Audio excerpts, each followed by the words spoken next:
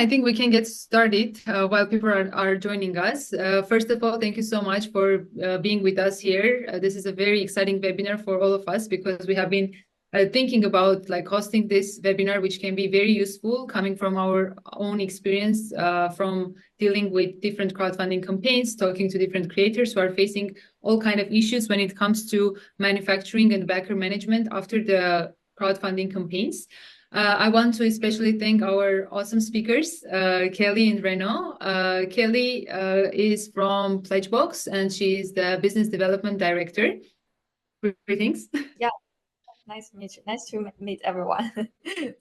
Likewise. And we have Renaud from Agilien, who is the Executive VP. And Agilien has a very profound background being a manufacturing partner for efficient production for crowdfunding products. And PledgeBox, you may all know, is also a backer management platform that is very reliable to make sure that your process when it comes to fulfillment goes smoothly and all well organized. Thank you again for joining us and being here with us to share your insights. The main topics that we are going to cover during the webinar are going to concern the manufacturing processes and the backer management after the crowdfunding campaign. So basically, we will be able to understand how to best manage your manufacturing process so you can reach your crowdfunding goals and also avoid delays, because this is something that a lot of crowdfunding partners may have difficulties with. We will also get expert insights on how to minimize risks and also reduce costs, which is another thing that many people may have issues with, and also, of course, how to keep backers excited throughout all this process, which is also very key because we want our customers to be happy all the time with us and with the activities that we're conducting. And of course, at the end of our webinar, we will also have a Q&A session. So whatever burning questions that you have, you can keep in the chat. And at the end, we will also reflect back to the questions that you had, and our speakers would be happy to address them. Okay, if we are ready to go, I would like to start talking more about the manufacturing pipeline and in general, what are those main issues that people may face after the crowdfunding campaign when they go to the manufacturing. And before going there, would just quickly also mention about me that I forgot to introduce. I'm Yeva. I'm project manager at TCF. So I deal with crowdfunding campaigns all the time, and there is a lot of problems that I saw creators facing. And this is also something very interesting for me to kind of understand what would be the smoothest transition from crowdfunding campaign to manufacturing. And I think Renaud can help us figure out this, as you have a huge experience in the manufacturing. And can you maybe share some key steps that you would advise the creators to follow in able to ensure this smooth transition from crowdfunding campaign to manufacturing? Right. Sure. So the key steps are not going to be exactly the same for every kind of product, but they tend to be the same. So let me share something so we can look quickly together. This is something that would be familiar to a lot of people with electronic products, and more and more products are smart, right? So a lot of products have electronic parts and firmware and so on. This also is applicable to most mechanical products, a little bit less to soft goods, I would say. But let me explain just very quickly first. You at the very beginning, you don't really know exactly what you're going to build. You need to think of the design architecture, what direction to go to, right? And work on the at least the outside design, the industrial design, maybe for hard goods. Let's say the outside design. Okay. Then you might have to do several iterations of prototyping. And then usually, if I really zoom in here, this is where you have prototypes that look like and work like the finished product. Okay. So in most cases, this is the time for a Kickstarter campaign. For Indiegogo, it can be earlier already with some physical renderings, right? But then what people don't realize is that there's a whole lot of other things before you go into production. Okay. Exactly. The hardest part that is awaiting. Right. So you really want to confirm that the product has been designed so that it can be manufactured. Okay. And that's something a lot of people, most people, tend to do after they see, oh, okay, there is some market demand, like the campaign went well, but they don't do very well. So they do it after, and then sometimes they really hit an obstacle, right? It really blocks them. We can talk about that later. Of course, there's going to be some tooling, so we can talk about that later. That takes some time. If there's maybe some custom plastic parts, because the product has to look unique, for example. Okay. Mhm. And then also something people tend to forget is that you don't go, if you have a big campaign, let's say you have, I don't know, 5,000 pieces or 10,000 pieces to deliver. You don't go like, okay, let's buy everything to make 5,000 pieces. Let's put it together. Let's assemble and let's ship it out, because that's a recipe for a lot of problems, because by definition, it's a new product. So there are a lot of new issues, right?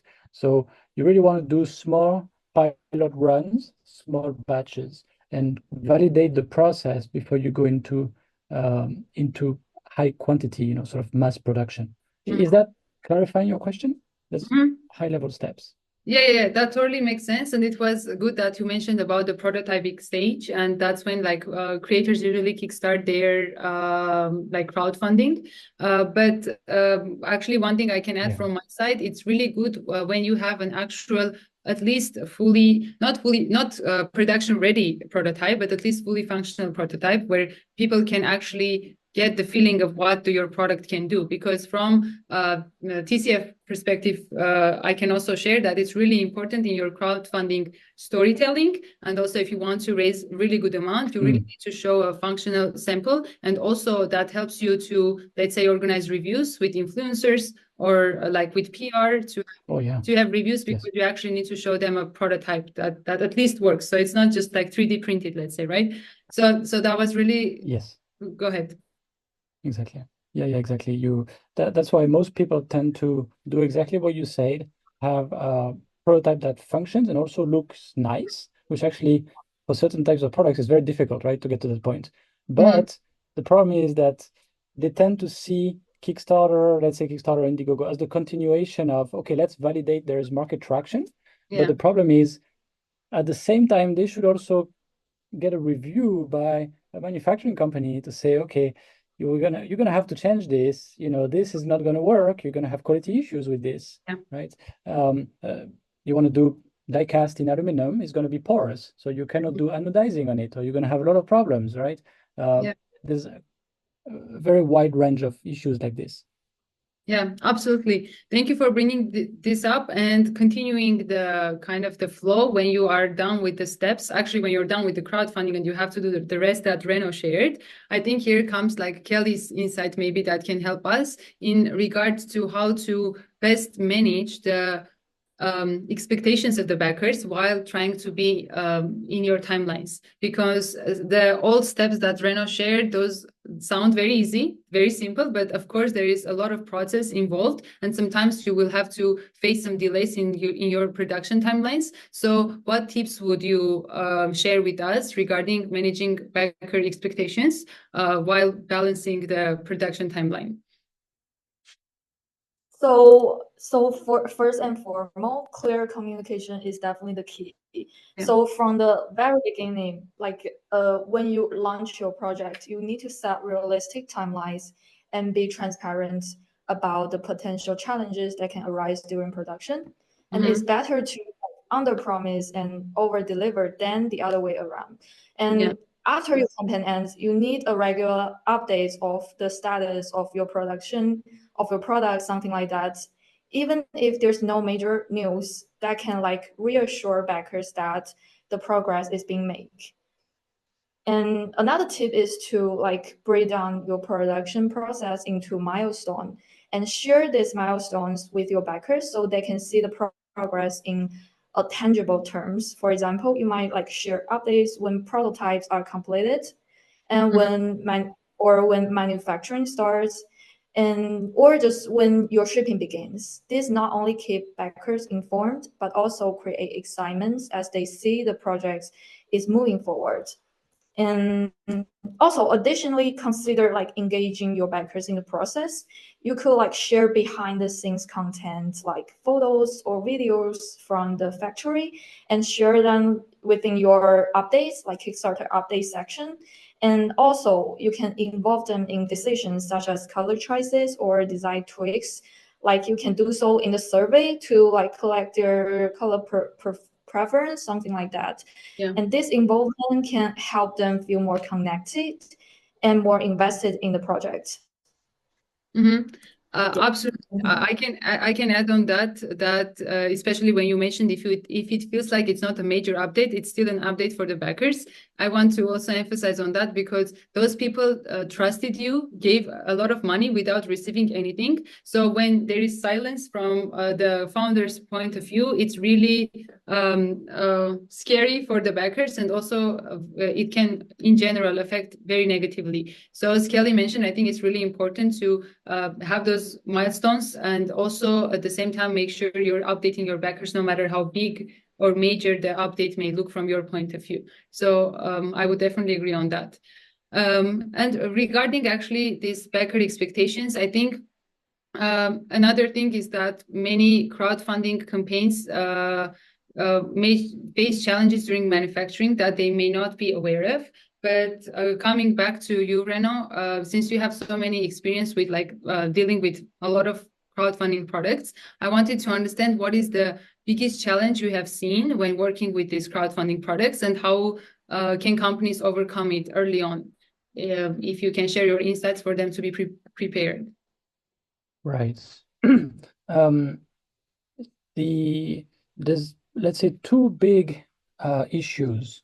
And let's say the first one is that they might try to design a product that will not work. Okay, so that will never hit the performance that's required. All right. So they pick the wrong technology, or they are too ambitious, right? There's all kinds of examples like this. I can share, I don't know, for example, I can share a couple of examples here that I found. So for example, this was a big project a few years ago, and they picked a technology that just doesn't work, or doesn't work at scale. Okay, so they could make it work on one or two prototypes sometimes, and then they are ambitious and they think that, okay, we'll just make it better, we'll make it better, but the technology actually is not mature enough. Okay, that's typical kind of example. This is another one also. It was just not possible to do that in mass production again, with the performance that they promised, right? This was also a pretty big project years ago. So these are just two examples about, let's say, technology readiness, right? Okay. The other type of issue has more to do with manufacturing, actually, is manufacturing readiness. Okay. So you design something, the prototype works, and you count on certain materials or certain components, and again, you have a certain performance that you want to hit. And the problem is you don't validate that. You do your campaign, hopefully you raise a lot of money. Okay, it's a good problem to have. That's what people think. Okay, now let's figure out how to make it work. But sometimes you just can't make it work, right? There's a lot of examples, but usually it's technical issues, right? I don't want to overwhelm you with a lot of examples, but a typical example, for example, something with Bluetooth that has a metal enclosure, which tends to block the Bluetooth signal, right? And people think, well, with this kind of antenna, we just need to develop something custom and we'll be fine. And then they tend to have a really hard time to get it to work, just because it's not that easy. People tend to be too optimistic, right? I could have a lot of other examples, but I don't want to go into too many things. And that's why, to get back to Kelly's point, I really agree. To maintain the excitement, you need to show as you do performance testing, you take some photos, a video, and you show, your progress. As you do reliability testing, you show, okay, this product is really durable. It can take a lot of stress. It doesn't break. As you do all these validations later on, it's really nice also to show it with the people who backed the project and give them more confidence, right? Because sometimes we see some projects and we're like, this is not going to make it to production. So Renaud, would you advise people in that case to do maybe a bit more research, let's say regarding the technology before they get into it, so they don't face it like when they don't have a way back, maybe? Totally. And experienced product development teams know about that, but the problem is that it's usually startup companies, right? And a lot of them, they don't have experience actually managing a new product development project, all right? So experienced development teams, they will do maybe proof of concept prototypes. Okay, I just want to make sure if I do this, I can have this performance. Like, for example, the drones in the example I showed, can we actually get this kind of torque for that long with these batteries and so on, right? How long does it last? How can we make it better? So simple proof of concept prototypes just to validate the big unknowns, okay? And you do risk analysis. You collect the inputs from technology experts, from manufacturing, from quality, from reliability, etc., right? And you really look at, okay, what are the biggest risks here? And then you actually address these risks. You try to validate them, that it's like experiences, right? Sorry, experiments. Let's try and let's see if it works. Okay, before you actually say, okay, now let's have a team, like, okay, now we have a team of six engineers. They're going to work on that. They're going to go in that direction. They're just going to make it happen.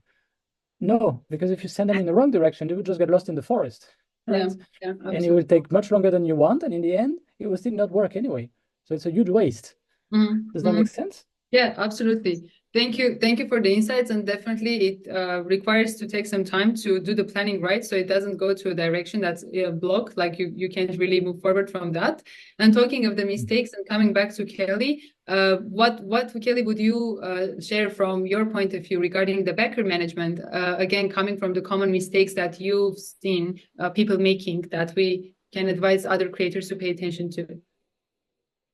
So like when you handling delays or production issues, you need to like engage with your backers with lots of communication, like frequent updates, and do not ignore any feedback or comment from them. Because if you like miss all those comments and also like do not update anything, it will like cause a big pressure on the customer support. They will bombard you with a lot of like message about your project, like how it delays, when we can like get our product, something like that. And they can like go on to some forum or social media to express their concerns. So this can cause a big damage of your brands, and is definitely a big cost for the backer management. Yeah. And when it comes to communication, again, we can understand it being in a written form, and also regarding the content, right? So sharing actual content regarding not just written content, but the visual content to keep that going. And also, like, for example, you have some delays on your products in production, you can like provide a new timeline to your backers regarding your updates, and always try to offer a realistic new timeline in your communication, and make sure to account for any potential unforeseen factors. And yeah, this gives backers something to look forward to, and also like do not like falls on their expectation. And I just remember the case from our experience as well. Even the founder in one of our projects, they initiated a webinar to actually host a webinar and explain how the manufacturing process is going and why they are facing some delays. And some backers who were really interested in waiting for like receiving their product, they were very willing to join and have the live session with the founders. And I think this is a good example how you can go the extra mile a little bit and really make, as you said, the communication really, really effective. Even like going the extra mile of hosting a small live session to make sure your backers are satisfied and they're expectations are all met, and they are not, you know, just sitting there and thinking that you're doing nothing and their money is just gone. So I think sometimes you can even come up with creative ways of how to make sure your communication is like top. Yes, and also like engage backers. For example, send surveys, create channels for backers' feedback and their questions. Yeah, absolutely. Thank you very much. Another thing when it comes to mistakes that I personally always get questions from the creators, but I am not the right person to answer, but Reno would be the right person to answer. It comes to the point when people have to choose what manufacturing partners they should be working with, and what would be some red flags that if people see it, they have to, you know, just run away as far as they can, because it's not a good path to take. So if you can share some insights and yeah. So yeah, first you need to be clear, I would say, about your needs. And for example, if you have not done the full product development, including design for manufacturing, which means really making sure that everything is aligned with the manufacturing process, it's been reviewed, there has been changes, and there's really a confirmation from the component manufacturers. Maybe you already selected some component manufacturers that would, you know, if you custom develop some components for the products, right? They already confirmed a lot of things. So let's say you've done a lot of that work and you have some people with experience in that in your team. You don't need a manufacturer that can help you on the product design side. You will need people who just know how to industrialize the product. Okay. Versus another situation where you actually need a lot of help actually to refine, adjust, and really validate the product design, which is again most pretty much all startups that go into Kickstarter or Indiegogo. So you need to know what you're looking for, right? If you need people who actually can help you with the product design, if you go there, you see that they don't have you know, R&D team, they don't have any concept about what is product reliability and how to test that the product actually will work in certain conditions after whatever, 6 months, 1 year, 2 years. That's a red flag. Okay. In general, if they don't have a quality system, of course, or a mature quality system, run away, because if you're lucky, things will go well. If you're not lucky, you will go into a lot of trouble. Okay, so there's a lot of companies that can help you audit manufacturers for that. I would also say the process of following the right steps and the right validations. You know, the slide I showed at the beginning with the curve going up like this. Different companies have different ways of coding this and showing it, but really, if the manufacturer does not have a structured process for taking a new product, it's really new, right?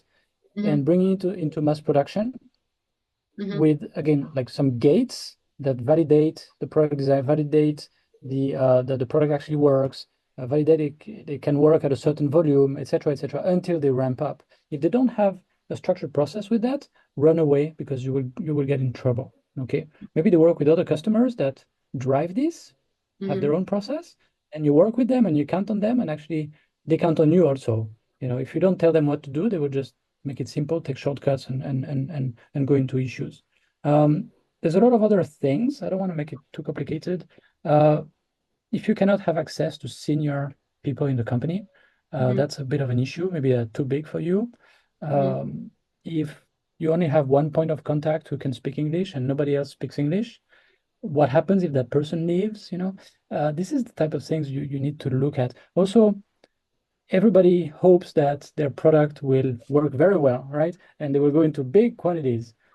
But if you go in the factory and the processes are mostly manual, they don't even do like simple tooling, like fixtures, jigs to make it easier, faster. Very immature and simple. They don't do process engineering at all. How are they going to automate things? How are they going to scale up, right? How are they even going to maintain quality? That also is something you might want to look at. Does that make sense so far? Yeah, absolutely. I think there are really key things that you mentioned that people can really look into. From my experience, what I've seen creators doing, sometimes they actually don't go into that many details, as you said. which later on makes them face really big issues. Like I had a partner we were working with, and he not speaking English, which was one of the biggest barriers. And then that not only is the key regarding the communication, because you actually need to talk to each other, but it also made him to face really big issues regarding the shortcuts that they took, as you said, because they really like just it was by just themselves maybe thinking how we can make this work, let's do it the way we want to. And at the end, he ended up facing really big issues. So again, like partners that like you that we have that are trusted are always like one of the first things that TCF we also want to share and just use our network to make sure that the creators do go with the green flags, not the red flags. And I think these are some key things also you shared that other creators that are in the webinar can kind of benefit from. So thank you very much. Thank you. Also, I can quickly remind everyone that if you get any questions, I see we do have some questions in the chat already, but feel free to add them and we will definitely get back to them at the end of the webinar during our Q&A. And kind of shifting from these mistakes and like negative things to a little bit of positivity here. I want to ask Kelly regarding some actual like tools, like tangible things that we can advise people to use when it comes to the backer management. So Kelly, what would you advise people to use regarding the tools that can help them to be aware of the streamline pledge tracking and also the communication? So basically anything that they can use to make the communication, as you talked about earlier as well, to go smoothly and also kind of streamline this pledge tracking in general. Okay. So I advise like creators to use dedicated pledge management software, like for example, PledgeBox, that is designed specifically for crowdfunding creators.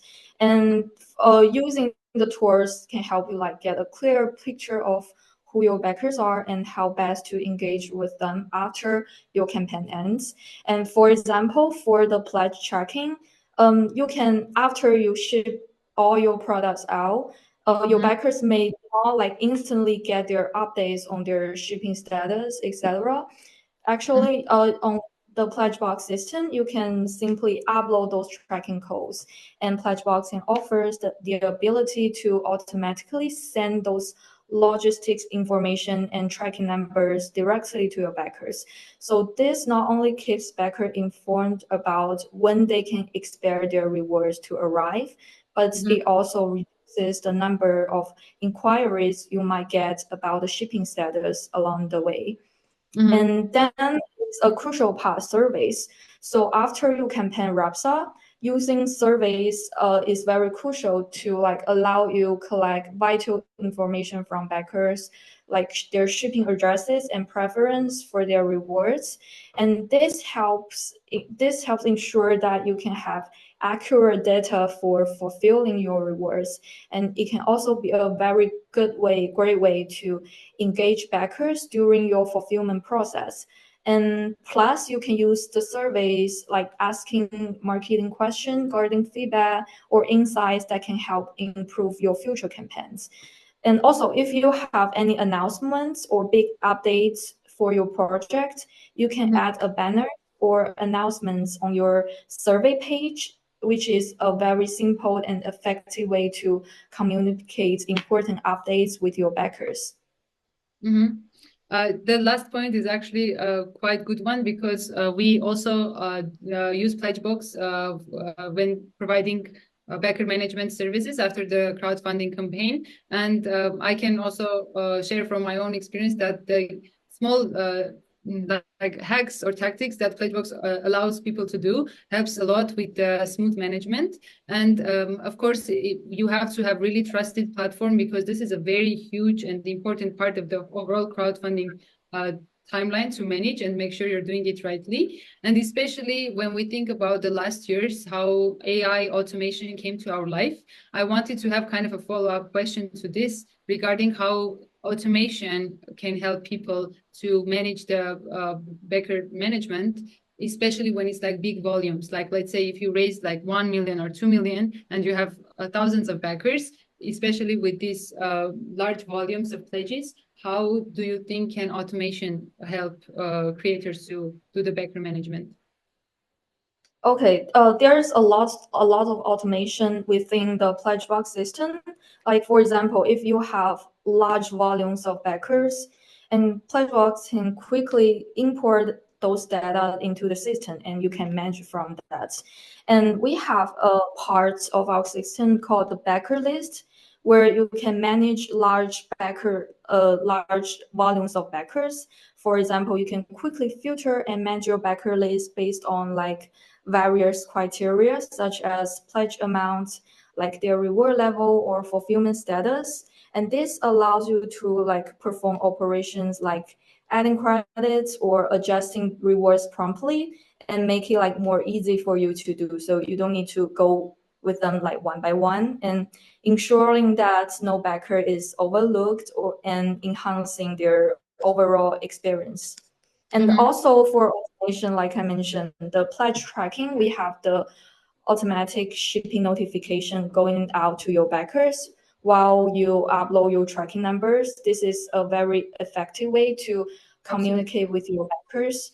And also, we have some integration with a platform like Shopify, e-commerce, and for some shipping vendors, for example, EasyShip, ShipStation. That's when you're dealing with a lot of backers, by this integration, you can quickly push their order details to those fulfillment center or platform, and then you don't need to like do the report things like download it and just manage from it, which can be a little bit hectic. So this is where the automation for the shipping vendors integration works. And if you do not like work with any of the shipping vendors that we work with or the platform, the shipping, no, no, the backers filter can be a great way for you to manage. For example, you can filter out certain countries that you want to fulfill first. And so do so in the system to simply like put on a filter. Like for example, for US, you can download it first and send out the first batch of shipping. Yes.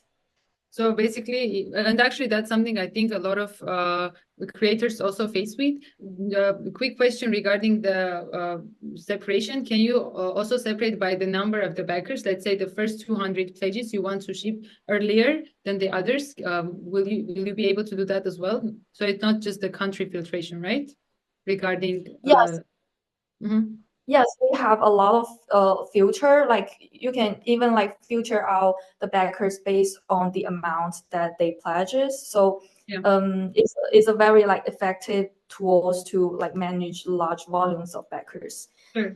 And also I forgot to mention that we also have like survey reminder, because when you deal with large amounts of backers, some backers may miss the survey email to fill in their information, but in our system, we will like filter out. No, we will like recognize those who hasn't filled in their survey, completed their survey, and send out a reminder email to them every Monday, so they can like get the notification, get a reminder, and like fulfill their survey so that you can get their information to do the fulfillment. And I think those are actually very effective, because after each follow-up, you see how much the percentage of the surveys being filled up increases, which is a really cool automation to have actually. Yeah, would definitely agree with that. Talking about the AI automations and this new technology in general, Renault would come back to the manufacturing regarding this. When it comes to this new technology that we have experienced in the past years, how would you say it affected the efficiency of the manufacturing? Do you see anything that changed regarding this? Not that much. Let's say if we look at what really drives, let's say improvements and make things easier, there's a few things I have in mind.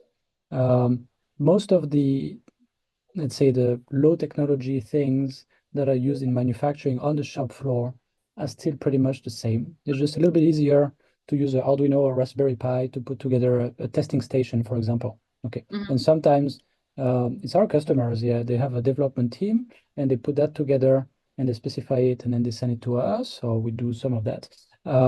So things are getting a little bit easier, let's say every year, and a little bit cheaper. When I look at the technology, there's a technology that always impresses people, but actually has been in factories since the 1980s, is the automatic inspection, visual inspection, right? So it's just getting a little bit cheaper every year. But again, it's been in place in factories, in automotive since the 80s, right? So it's I would say it's mostly a gradual process of things getting a little bit cheaper and more accessible and more options, right? When we look at things that are really pretty powerful to validate the product design, so that's before manufacturing, I would say. Something that people don't do enough is simulations, right? So people use CAD software to design their products, and very often they don't know how to run simulations. So, for example, to calculate the shrinkage, or imagine this is the foot of a table or a chair, right? And you're going to put a lot of stress, a lot of weight on it, and people don't know, okay, actually this a lot of software can help with these types of simulations, and then you see, okay, where is it likely to break, and then how much force can it how to say can it withstand, right? How much weight? These are some examples. Again, more and more software does this. It's easier and easier. So this is the type of things that just, again, you have more and more options, let's say. Something pretty exciting that came up recently. So really talking like just starting with the first ones in China actually to use this technology. This is from a company in Denmark. And they allow us to 3D print the molds, and then the 3D printed molds can be dissolved if necessary. So why is this a big deal? Okay, if you give me 30 seconds, I can explain. Why is this a big deal? What do you mean with dissolved? Oh, dissolved in a special solution. You put it after you inject, you do injection molding, and then maybe one part of it, you cannot easily take it out, demold it, because there's undercuts, and let's say the shape is not easy. Okay, so it would take a very complicated mold with some side actions that go and then remove. Okay, so why is this a big deal? Because a lot of companies are kind of stressed. Okay, should we invest in tooling, metal tooling? And it's going to be sometimes $20,000, sometimes $100,000. Okay, depends on number of parts, the size, etc. How to actually validate the design. And this technology allows for a more gradual jump to tooling. You can go from the prototyping methods to something much closer to plastic injection molding at scale, right? So there's some innovation, some chemical innovations that are really useful. So that's an example. That totally makes sense. Maybe the good news regarding this would be that can we say that we can hope for even cheaper manufacturing moving forward in the future, giving some good hopes to creators? So most of the cost is from the bill of material, right? It's from the components that make up the product. Yeah. So if I look at electronics, yeah, definitely. There's more and more options. A lot of China-made components are cheaper and cheaper. Okay. Now, seems like Mr. Trump is going to try to make things more expensive in the US if you make them in China, but that's another topic. Yeah, that's another webinar topic we can have. That's another topic. If you look at other components, it very much depends. Aluminum, copper, things like that. There's, the world commodity prices go up and down, right? Oil and all the oil-based, whatever, polyester and nylon and so on, go up and down with that. Batteries, prices have come down a lot recently for lithium batteries. So looking at this, that's by far the biggest lever for having, let's say, cheaper products. When it comes to assembly, packaging, and things like that, things are not, don't expect like a revolution, basically. That's what I would say. Okay, thank you very much. Let's imagine everything goes well and everything is done correctly. And it's so good that we also have the scaling in the campaign. And kind of, since we don't have very much time to cover that quickly as well, when it comes to the scaling, Kelly, I would want to maybe hear from you first. Like how would you say people can handle scaling the fulfillment process without overwhelming the backers and having the delays when the campaign is oversubscribed? Have you had any experiences like that, or do you have any insights to share regarding that? Yeah, definitely. We encounter like some big projects that have a lot of backers, but they may have some delays with the manufacturing, so that the delivering is also delayed too. So when the campaign is oversubscribed, and first before your campaign start, you need to make sure you have a solid fulfillment plan in place. This is very essential to make sure you are actually gonna deliver, for example, part of the backers first. And like I mentioned, you can use tools like filter, because some creators may like fulfill some countries first. Like for example, they have like plan for the US backers first, and then they can actually filter out those backers, get their information first, and then deliver their product first. So when this batch of backers see the progress, so as the other backers does. So it's a very great way when you're like handling the oversubscribed and also the manufacturing in delays. And also for this case, there will be like increased customer support. So there will be a lot of questions regarding your campaigns, your projects. And on this part, you can actually, a survey is a good way to communicate with your backers. And also in the survey page, they can like reach out to the support email that you put into the survey. And also they can reach out to PledgeBox support team if they have any inquiry, and we can like help you with the support too. And also the survey, when you have delays, you can actually send out a survey first. It's a very good way to engage your backers with the process. Like for example, the colors, the questions you have, and also you can even offer them a little gift, which we support. You can like add gift to backers' orders on their survey page. So when you have delays, you can give them a gift to like showcase your like apologies for this delays, something like that. And also on the survey add-on parts is another good way for your backers to engage too.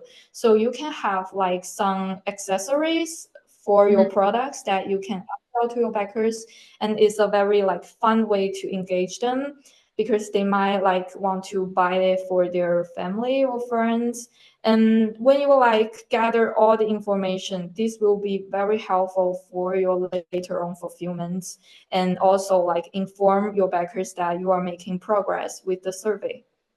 That Yeah. totally makes sense, and hopefully people get to the point when they can have the scaling and manage it to do it effectively, because it's also a good thing to remember that regarding the raise of the crowdfunding campaign, it's not only during the live, even during PledgeBox, you can do an upsell, right? And you can still even continue generating money from that stage as well. So thank you so much, Kelly, and thank you, Renaud. I think I actually have a lot of more questions in my mind, and remembering all the different things that I heard from different creators I worked with regarding this difficult stage that everyone kind of has to go through. But we'll have to spend some time answering our audience's question as well. So we'll quickly see what we have here and take some questions from here to summarize and finalize our webinar as well. I would read the first one we got from Amelia. She's asking how to make sure the technology is ready for mass production. I would probably say Renaud will take this question for us. Yeah.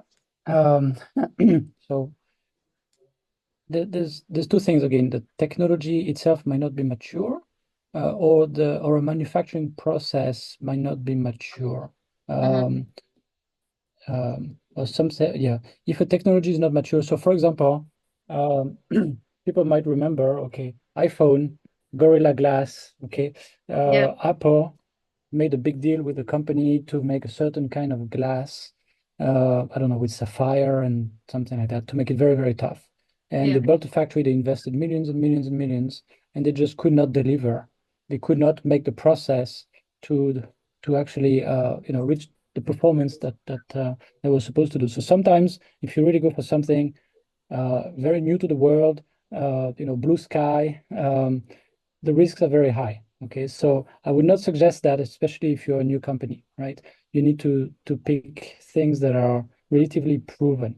Okay, especially again, if this is your version 1, maybe you should have a roadmap. Maybe you have big dreams, but in version 1, maybe you go for something relatively simple. You go to market, you build your go-to-market, you work with a company like TCF to put things in place, to make sure you have the good marketing channels, you have traction, everything. You get your campaign, you go into manufacturing without a lot of risks, because Kelly keeps mentioning delays, and I have to confirm. We looked at the 12 most recent projects that we worked on, went into production from Kickstarter and Indiegogo, and every single one of them was late. And they came to us after the campaign most of the time, and just figuring things out. There's always issues that come up. It's always late, right? So the more you keep it simple, use proven technologies, proven processes, the lower the risk of delays. Really, that's really the big thing, the big piece of advice here. Thank you so much. I think the next question will also go to you, Renaud, regarding if people should be working with designers before working with factories overseas. We have a question if we would advise to work with product designers before doing that. Definitely, except if you're a designer yourself. Right? Quick answer. Yeah, 100% of the time. Yeah, absolutely. Someone joined us a little late. Maybe you have discussed this already, but they have a question saying, could you tell how crowdfunding can help with the pre-production? Is it better to run a campaign before or after pre-production? Maybe, Renaud, you can share again a little bit. Yeah, so it depends. If you run crowdfunding to raise funding, right, to go to the next stage, typically you are not in pre-production phase, right? You have not opened tooling probably, right? You just get to the point where you have at least one prototype where you can work with TCF to get a nice video campaign and everything, right? And get started with a campaign. However, if you want to work on crowdfunding for giving exposure to a product, and you are an established company or well-funded company, I see some company, and a lot of Chinese companies seem to do that. They get in production and they do Indiegogo or Kickstarter or whatever, or both, and just to give more wings to the project, right? So it really depends on where you're at. But I see two very different situations, and really, if you're in the first case, definitely you're not in pre-production. Now, however, and I think Kelly mentioned that, if you can share, we already have the tooling, we already have a lot of things in production all figured out, we're doing some small runs, of course, it will build confidence, right? Of course, it's a plus. I'm trying to manage all the questions that we're getting here, but we have also limited time, but we'll get maybe the question to Kelly that we got regarding how to organize upsells of add-ons with PledgeBox without making the whole process complicated. Would it still... Yeah. So basically, regarding the add-ons and the upsells, yes. I see it. So PledgeBox actually recently updates a new function for add-ons where you can add category for your add-ons. So for example, if what you want to upsell have different categories, for example, books, pens, something like that, you can add a category to those add-ons. So when you showcase on one page, it's actually showcase in batch. So the backers can see that, this add-on is for these categories and the other add-on is for another categories. And also we try to keep the add-on page to be as clear as possible. So when backers choose an add-on, when they see on the page is the products and also if they're gonna add to cart. But when they click on that add to cart, they will see the detailed information that you add for these products. So it can be very clear for the backers to, if you want to share more information for that. For example, you have description for these add-ons, or you have a lot of variants like colors, sizes for the backers to choose from. When they click on the add to cart, it will jump to that page to showcase what they need to get for the information for this add-on. And you can even like add questions to this add-on if this product needs to do so. Yeah. Mm-hmm. Thank you so much. Hopefully it answered the question that Krishana has, hard pronouncing names. And maybe the last one we can quickly take. We have 3 minutes. When should I start backer management for my campaign? I would maybe I answer this from my point of view, as we're starting with the crowdfunding campaigns and doing like the lead generation and then launching. After the live period ends, that's when you can actually start your backer management. And let's say if you're working with PledgeBox, when the campaign ends, the automation helps you to take all your backer info to the pledge management platform. And that's when you already start doing the upsells of the add-ons, let's say, if you want to, and also prepare your survey. So you can send the survey and get everything done through the platform.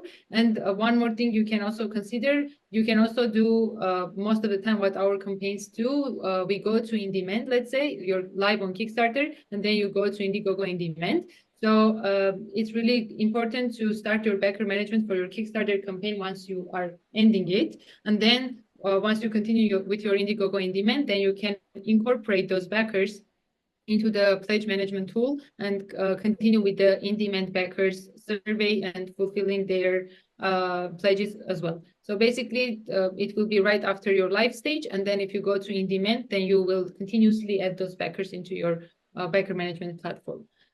Okay, thank you so much. I will ask our audience, whoever had questions that we didn't get to answer, that Kelly and Reno will be happy to maybe answer you in LinkedIn if you reach out to them or you connect with them, because I'm sure if you took the time and had the willingness to join us today and share your expert insights, then you're definitely those kind people who can help our creators when they are planning to get into crowdfunding or they are already into it and need all the insights and help from us. So thank you again so much for joining and sharing all the experience in your fields with us. And thank you so much again for joining. And I really hope that we can have a next webinar to give even more insights to creators that may have questions. Maybe it will be some fun one with the Trump and the expenses in manufacturing. You never know, but hopefully we'll be able to meet you again. Thank you, Reno. Thank you, Kelly. It was a pleasure hosting the webinar with you,